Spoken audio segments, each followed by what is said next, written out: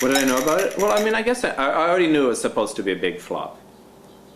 When I saw it, I knew. So that's sort of a shame, because I knew that it was, most people did go to it knowing it was going to be a flop, so I guess that's part of the experience.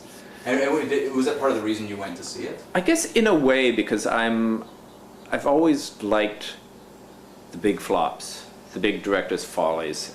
Well, you know, I guess what I'm talking about is that at the end of the 70s, which we, at least people of my generation thought of as being a big age for auteur directors and things like that. The sort of in its death throes, there were a number of films like Heaven's Gate by Michael Cimino, or One from the Heart by Francis Ford Coppola, or even New York, New York by Scorsese. A number of big 70s auteur directors who did famous flops, films that were seen as indulgent and over budget. Indulgence is always a good thing in my mind, to a degree, because it means personality is in the film.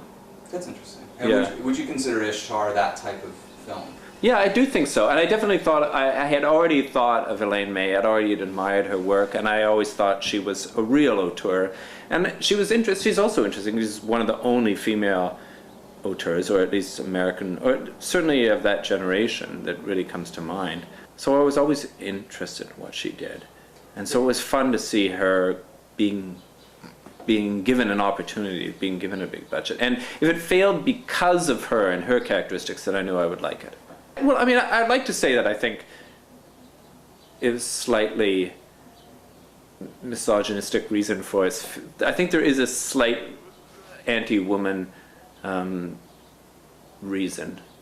Explanation. I could argue that if I wanted to take the Jermaine Greer. No, I think it would be possible to argue that people were against her because she was a woman. Are you talking about the Hollywood establishment or the press? Or I think the press and the establishment. I think generally people enjoyed the idea of this woman out of control and at being manipulated by Dustin Hoffman and Warren Beatty and the studio. Seeing her fight the studio too, I think, was part of it. What's interesting about the film is that it starts off as this kind of loose film full of character. It very much seems in Elaine May's corner. It seems reminiscent of her earlier films. And then you sort of almost can feel the studio encroaching, you know, whether or not it was the studio exerting their control, or whether or not, or maybe it was her attempt to be more like a studio film. I don't know, but the film is almost about that tension between this quirky comic auteur, sensitive character-based performer, and this juggernaut, this machine, this studio machine, this action film that sort of takes over halfway through. So I think that almost this sort of the struggle of the film is the story of the film. You know what I mean? That is kind of the plot. It's kind of like, you feel like it's this director that's thrown in over her head, thrown into war, you know what I mean? Thrown into an action film when she should be doing this stuff at the beginning, that she's brilliant at. How would you have dealt with something like that? If you had made a film that got that kind of reaction, do you think that? Well, it would be, I mean, my God, it would be really devastating. It's horrible.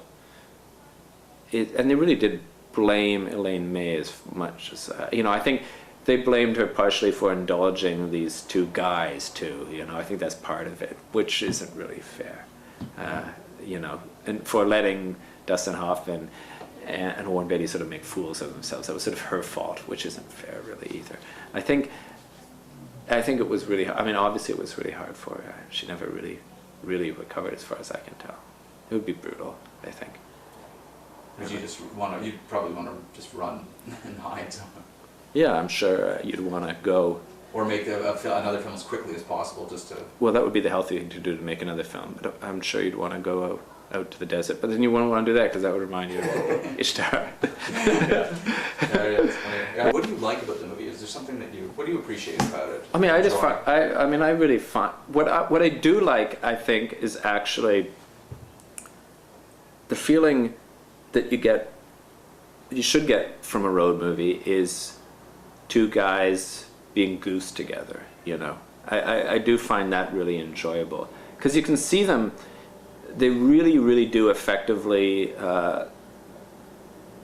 seem like they're thinking, like they're coming up with stuff. I don't know how much if it's improvised, if any of it is, but it really does seem like they're sort of just goofing around, coming up with bad lyrics. I think. With the songs. Yeah, the songs. And the brainstorming sessions. Yeah, the brainstorming sessions like that. Those brainstorming sessions are really fantastic, and they really do feel believable. I don't know.